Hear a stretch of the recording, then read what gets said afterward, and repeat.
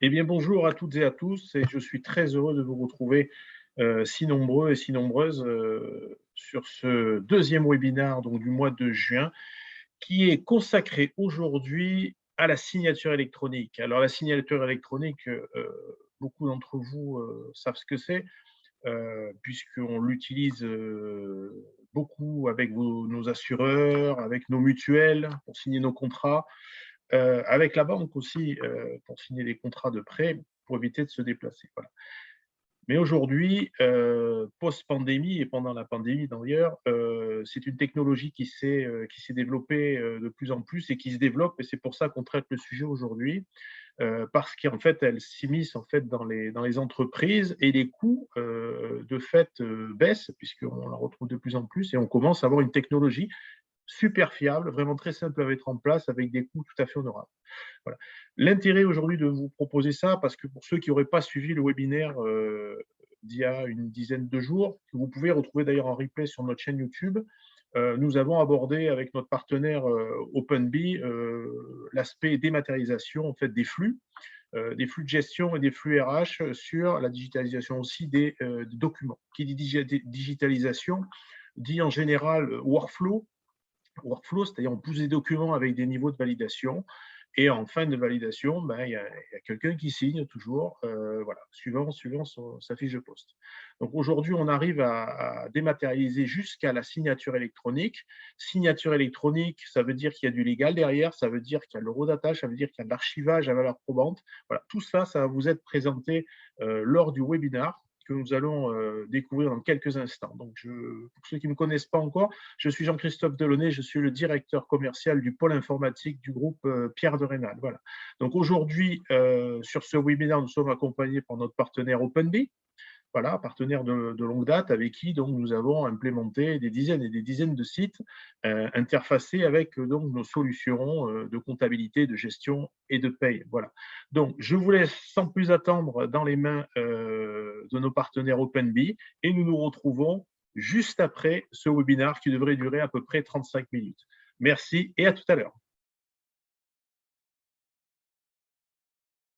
Bonjour et bienvenue à tous sur ce nouveau webinaire concentré et consacré à la signature de documents et comment OpenBee pourrait faciliter et accélérer vos process de signature.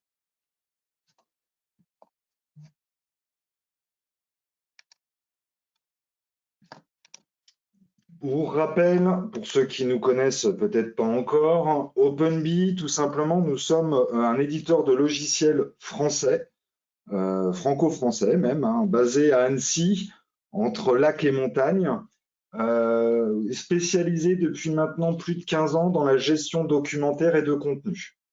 Aujourd'hui, nous sommes à peu près une centaine de collaborateurs et aujourd'hui, nous sommes présents en France, en Europe également aussi, au Portugal, en Italie, en Suisse, en Asie et également en Afrique du Nord.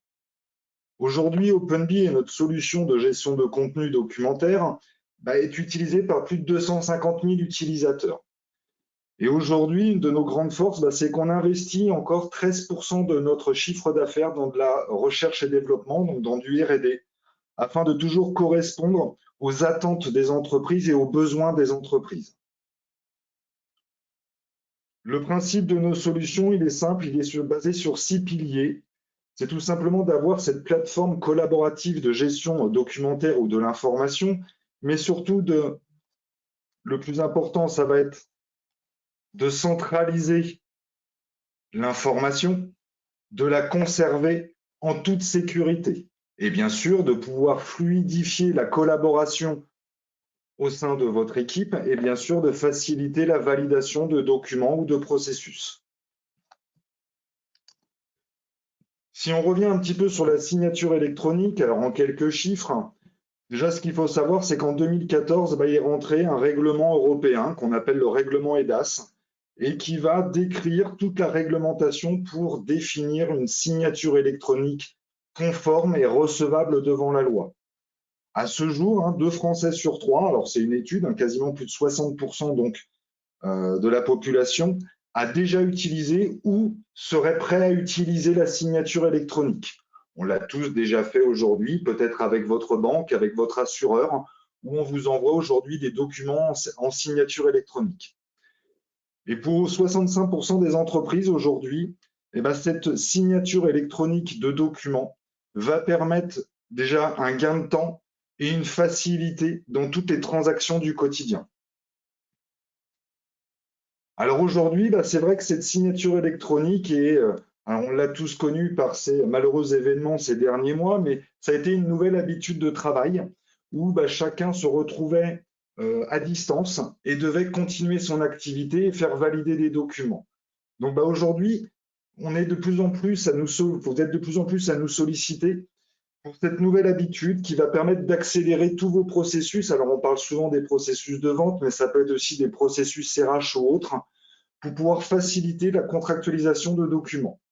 Ça se fait en plus très facilement en ligne, à distance ou même en face à face, pour ceux bien évidemment qui peuvent encore se déplacer. C'est une façon de pouvoir faire signer, comme je vous le disais, tout type de personnes, des collaborateurs, des personnes tierces, des clients, des partenaires, avec un système d'identification fiable et, je dirais, juridiquement recevable, en conservant l'intégrité de vos documents et pouvoir garantir que ceux-ci n'ont pas été modifiés, que c'est bien le document qui a été signé à même valeur qu'un document papier. Bien évidemment, comme je vous l'évoquais juste avant, nous, on va s'appuyer bien évidemment sur des services de confiance et qui correspondent aux conformités de l'EDAS, de ce règlement européen au niveau des signatures. Et ce qu'il faut savoir, c'est que même si un jour vous arriviez devant un litige, on serait capable de fournir un fichier de preuve certifiant quelle personne est venue signer, avec son email, son numéro de téléphone, pourquoi pas, vous le verrez plus tard, sa carte d'identité, et quand est-ce qu'il a réalisé cette opération et cette validation du document.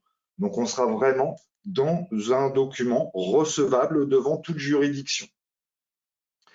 Justement, ces aspects pratiques et juridiques, comme je vous l'évoquais, c'est qu'on va identifier le ou les signataires et ce qu'on appelle de manière certaine. Pourquoi? Parce qu'on va être obligé de renseigner une adresse email personnelle que la personne vous aura communiqué, son numéro de téléphone portable pour recevoir un code de sécurité et pourquoi pas, ça même sa carte d'identité, son passeport ou son titre de séjour. Donc tout document recevable devant une réglementation européenne ou internationale. Bien évidemment, on va pouvoir valider des heures auxquelles tout a été, donc eurodater cette action de signature, certifier que le document, bien sûr, est intègre et n'a pas pu être modifié dans le temps ou corrompu, et bien sûr que tous ces éléments réunis vont nous donner une valeur légale devant une juridiction et que ce document ne pourra pas être remis en cause. Aujourd'hui, le mode de signature, comme je vous l'évoquais, il va falloir identifier l'utilisateur et on va utiliser deux types de signatures possibles, une signature simple ou une signature avancée. Et vous allez voir que la seule différence entre ces deux signatures, ça va être que dans la signature avancée, on va vous demander, bien évidemment, de transmettre ici une pièce d'identité qui sera vérifiée. Mais autrement, on aura toujours un eurodatage qualifié, une double authentification par mail et par SMS et bien sûr une valeur probante du document. Et alors les cas d'usage sont variés, multiples et nombreux, que ce soit, alors là je vous ai mis une petite liste non exhaustive, mais bien sûr que ce soit pour du RH, du contrat de travail, du marketing ou de la vente avec des conditions générales d'utilisation, de vente, des devis, des bons de commande. Mais vous voyez que aujourd'hui on a énormément de documents que l'on signe dans l'entreprise. Et tous ces types de documents, on pourrait les remplacer avec une signature électronique. Alors, comment fonctionne la signature électronique? C'est tout simple, c'est en 4 étapes. Tout simplement, en tant qu'administrateur, je vais pouvoir, pour faciliter l'utilisation de mes collaborateurs, définir des profils de signature en fonction des types de documents, du niveau de sécurité dont j'ai besoin. Ensuite, bien évidemment, la personne qui souhaitera émettre ce document et soumettre ce document en signature sélectionnera le document, renseignera les coordonnées du ou des signataires complémentaires et signera le document. Une fois qu'il l'aura signé, les signataires tierces recevront une notification les invitant à aller consulter le document et le signer. Et bien évidemment, moi, en tant qu'émetteur, j'aurai toujours bien évidemment un tableau de suivi pour voir les différents statuts de mes signatures en temps réel et pouvoir, si nécessaire, relancer les personnes ou consulter les documents signés. Alors, ce que je vous propose maintenant, c'est, en même pas 10 minutes, vous montrer comment on va pouvoir mettre en signature un document et vous pourrez ainsi constater par vous-même la simplicité d'utilisation de cet outil.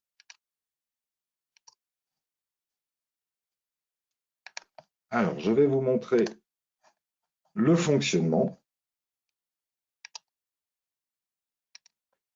Il va suffire tout simplement de se connecter à la plateforme documentaire en tant qu'administrateur.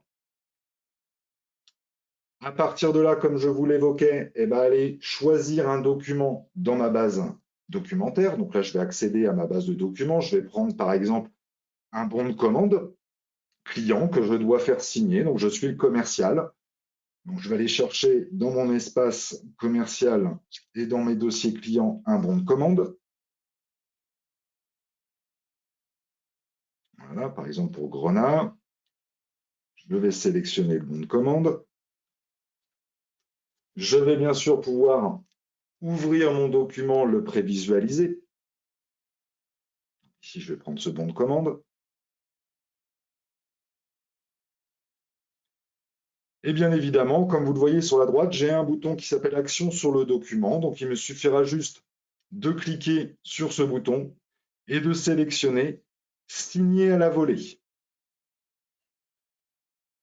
Une fois que j'ai sélectionné Signer à la volée, bien évidemment, en amont, j'aurai paramétré des profils de signature, j'y reviendrai un petit peu après, mais je vais sélectionner ici mon profil. Donc, dans le cas présent, je vais prendre donc un bon de commande et je vais maintenant devoir renseigner le ou les signataires externes. Je vais mettre par exemple Monsieur Dupont Thierry. Je vais renseigner l'email de la personne de ce destinataire et son numéro de téléphone. Comme vous le voyez, je pourrais même choisir l'indicatif suivant le pays du destinataire. Je vais sélectionner son numéro de portable. Je pourrais bien évidemment rajouter d'autres signataires si nécessaire pour le faire signer par plusieurs personnes. Dans l'exemple, je vais laisser qu'une seule personne et je vais continuer. Vous avez ici un petit récapitulatif. Je suis en niveau de sécurité 1. J'aurais pu même choisir la langue de l'email ou du SMS envoyé. Et dès que j'envoie le document, la première chose qu'il me demande, c'est moi en tant que commercial émetteur de la signature, c'est déjà de consulter le document. Donc, je vais devoir valider, cocher comme quoi j'ai bien lu et que j'accepte que c'est ce document que je souhaite signer, cocher les conditions générales d'utilisation et de protection des données. Et là, je vais recevoir un code par SMS de sécurité. Là, je vais le saisir et je vais pouvoir signer mon document. Une fois que moi, en tant qu'émetteur, j'ai signé mon document, automatiquement, une notification part à cette personne, donc Thierry Dupont, ce destinataire de la signature. Je vais maintenant aller me connecter sur la messagerie de ce destinataire. Alors, vous le voyez ici également, pour vous montrer, j'ai bien évidemment l'historique de mes signatures. Je sais qu'il a été envoyé tel jour à telle heure et que je l'ai signé tel jour à telle heure. Aujourd'hui, il ne reste plus que l'attente de la signature de l'autre personne. Je vais aller sur la messagerie. Je vais bien sûr, le temps que la messagerie s'ouvre, excusez-moi.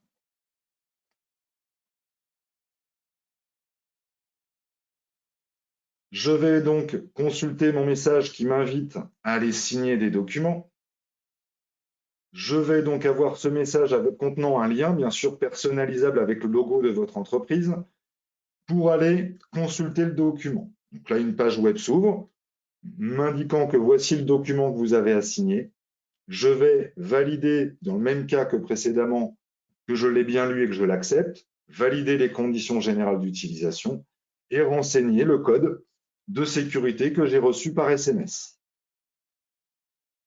Une fois que j'ai signé, donc que j'ai renseigné tous ces éléments-là, je pourrais être redirigé, comme vous le voyez, automatiquement vers une page. Donc après, libre à vous de créer, si nécessaire, une page de signature avec succès ou de réorienter automatiquement vers votre base documentaire. Si je me reconnecte maintenant en tant que l'émetteur, vous allez voir qu'ici, je vais pouvoir voir le suivi de mon document et de ma signature. Ça veut dire que Imaginez que j'ai lancé ce document hier, je reviens et je me reconnecte ce matin. Je voudrais voir où en sont mes documents que j'ai envoyés en signature. Donc directement depuis le menu de notre solution, on aura accès à ce suivi, à ce tracking des signatures. Et je vais pouvoir consulter que bien oui, mon bon de commande que j'ai envoyé à signer à Monsieur Thierry Dupont a bien été complété, signé. Et je pourrais bien évidemment même aller voir à quelle heure tout ceci a été fait. Vous voyez, ça reste très simple d'utilisation, que ce soit dans l'envoi ou dans la consultation. Je peux même aller directement sur mon document, toujours le consulter, hein, pour le télécharger, le partager à quelqu'un si besoin et ou autre. Donc après, toutes les autres fonctionnalités, bien sûr, de notre base documentaire. Mais vous voyez qu'également ici, directement sur le document, à droite, mon logo est passé au vert pour dire que le document a bien été validé et signé par les deux personnes. Là, en quelques minutes, j'ai pu envoyer un document et le faire signer par différentes personnes. Si je reviens un petit peu sur ce que je vous évoquais avant, donc on va pouvoir créer ces profils pour faciliter l'utilisation au quotidien de cette signature électronique. Donc un administrateur pourra, par le panneau d'administration, créer des profils. Voilà, alors vous en avez déjà certains qui sont pré-embarqués dans la solution, mais on pourrait bien évidemment ajouter un nouveau profil. Vous allez voir qu'ici, bien sûr, j'ai un bouton ajouter un profil. J'aurais juste tout simplement à donner un nom à cette signature pour que mon collaborateur comprenne facilement, entre guillemets, quel type de signature il doit utiliser, ajouter même un descriptif si nécessaire pour faciliter l'utilisation, choisir si la personne utilisateur de la solution OpenBee va signer le document et si je vais le faire signer également par une personne extérieure. Choisir mon niveau de sécurité, 1 ou 2. Après, ici, vous aurez toujours un récapitulatif pour vous expliquer la différence. Et ici, vous voyez, en quelques secondes, valider et créer mon profil.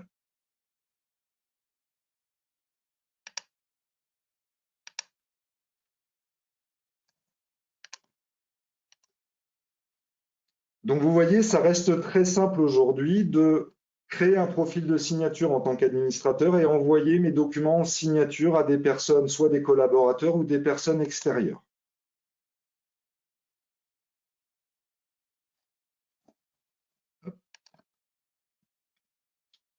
Bien évidemment, pour vous faire un récapitulatif des fonctionnalités clés, bien évidemment, notre module est multisignataire. Comme vous l'avez vu, je peux envoyer à une personne, deux personnes ou X personnes. J'aurai des notifications en temps réel d'où on est rendu et le statut de mon document. Bien évidemment, je vous ai montré un exemple sur l'envoi d'un seul document, mais on pourrait envoyer bien sûr du multi-document, envoyer plusieurs documents en même temps, conserver ces documents à valeur légale.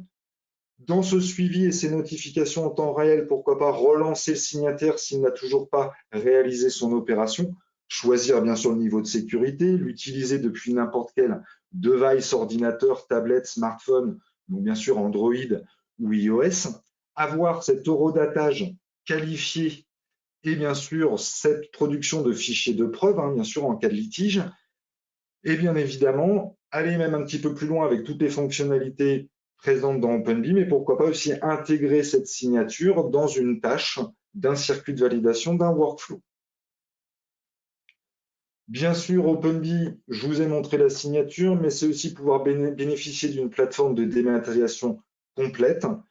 Bien évidemment, que ce soit au niveau de la sécurité renforcée, de la réduction, je dirais, du temps, et bien sûr en gain de temps, et bien sûr en gain financier, une conformité à la réglementation, et puis comme vous l'avez vu, une grande simplicité dans l'expérience utilisateur.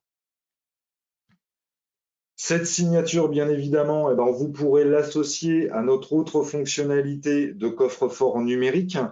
Pour rappel, bien sûr, OpenBee est normé NF-Z42-020, la norme coffre-fort numérique, et vous pourrez bien sûr être en conformité complète avec la loi dans la conservation de documents à valeur légale. En tout cas, je vous remercie beaucoup pour votre attention, pour votre intérêt sur ce cas d'usage de la signature électronique, et je vous dis à bientôt pour un prochain webinaire. Eh bien, nous voilà arrivés au terme de ce webinaire. J'espère que vous aurez appris plein de choses et que surtout vous aurez été convaincu par la simplicité de mise en œuvre de cet outil, qui est vraiment un complément à la solution initiale, je dirais, de mise en place de GED et de workflow au sein d'une société. Donc, si vous avez besoin d'accompagnement, vous avez un projet et vous voulez qu'on vous accompagne, alors n'hésitez pas, nous sommes là pour ça. Vous pouvez contacter nos équipes commerciales. Retrouvez-nous sur LinkedIn, sur la page Synergis. Vous aurez le flux d'informations parce que nous diffusons beaucoup d'informations, notamment sur les plateformes OpenBee et la signature électronique. Vous retrouvez toute cette actualité donc, sur la page LinkedIn, qui est dupliquée aussi sur Facebook pour les aficionados de Facebook. Donc, vous avez le même contenu.